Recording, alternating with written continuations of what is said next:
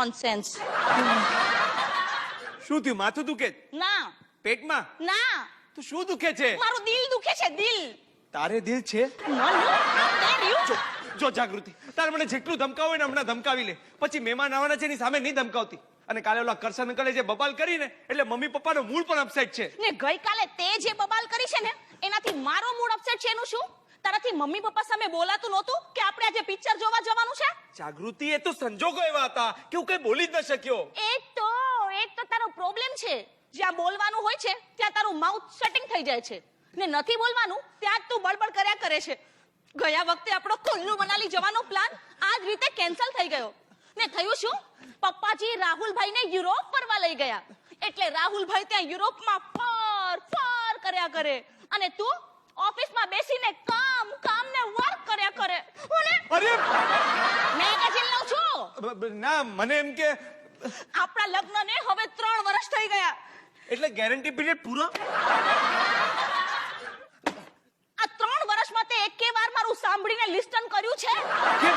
કેમ ગઈકાલે તારું સાંભળીને લિસ્ટન ન કર્યું? તે કીધું એ જઈને નાઈ લે. નાઈને નીકળો, પાછો જઈને નાઈ આવ્યો. જોક્સ મારે છે? આજ પછી મારી ઉપર એક પણ ખરાબ જોક્સ માર્યો છે ને તો તને ડિવોર્સ આપીને છૂટાછેડા દઈ દઈશ, કહી દઉં છું. પ્રોમિસ?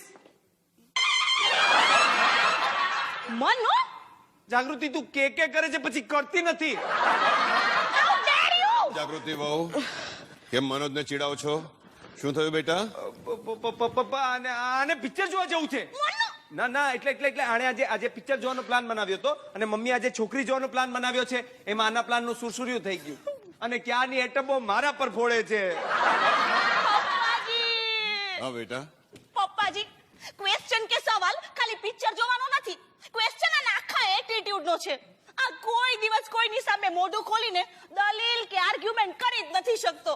બધાયને ખુશખુશાલ અને હેપી રાખે છે, એક મારા સિવાય. નહીં વો બેટા, નહીં. કેમ મનોજ? બેટા એક વાતનું હંમેશા ધ્યાન રાખજે. જિંદગીમાં ગમે તેટલી સિદ્ધિઓ મેળવો, ગમે તેટલા ધન કીર્તિ કમાઓ, પણ પત્નીને ખુશ ન રાખી શકો તો બધું જ કર્યું ધૂળ બરાબર છે. લર્ન! આ તારા ફાધર પાસેથી કઈ શીખીને લર્ન કર. તમને માતાજી આવે છે તો આમ હિંચકા પર બેસીને ધૂણવા કેમ મંડો છો? તમારે પિક્ચર જોવા જવું છું, તમે ચિંતા નહીં કરો. મમ્મી અને મહેમાનને હું સંભાળી લઈશ. તમે પિક્ચર જોવા જાઓ. અરે પણ હમણાં કે છે મારે પિક્ચર જોવા નથી જવું. જાઓ, તમે પિક્ચર જોવા જાઓ. હા, મારે નથી જવું. ના પપ્પાજી, મમ્મીજીને તો તમે સમજાવીને અન્ડરસ્ટેન્ડ કરાવી લેશો, પણ લોકોનું શું? લોકો તો એમ જ કહેશે ને કે લો છોકરીવાળા જોવા આવ્યા હતા તો એ જાગૃતિ તો હરક પદુડી થઈને પિક્ચર જોવા ગઈ. એટલે મૂર્ખામાં ખપાય તો જાગૃતિ કેમ? હા. સોરી. ના પપ્પાજી, મારે હવે મૂર્ખામાં નથી ખપાવું. એટલે હવે હું પિક્ચર જોવા નહીં જાઉં. ચાલ, હવે સાડી પહેરવાની છે. મારે? એમાં મારું શું કામ છે? ઇસ્ત્રી કોણ કરશે? પપ્પા, this is too much. Of course this is too much. તારી બૈરીની સાડીની તું ઇસ્ત્રી કરીશ? પપ્પા, ઇસ્ત્રી કરવાનો મને વાંધો જ નથી. વાંધો તો મને આ સ્ત્રીનો છે.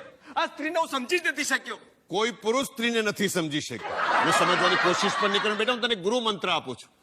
પત્નીની હામાં હા અને નામાં ના કરવાની. ગધેડા નામાં પણ હા જ કરવાની. એ બોલાવે એટલે તરત જ હાજર થઈ જવાનું. કહું છું, સાંભળો છો? એ આવ્યો.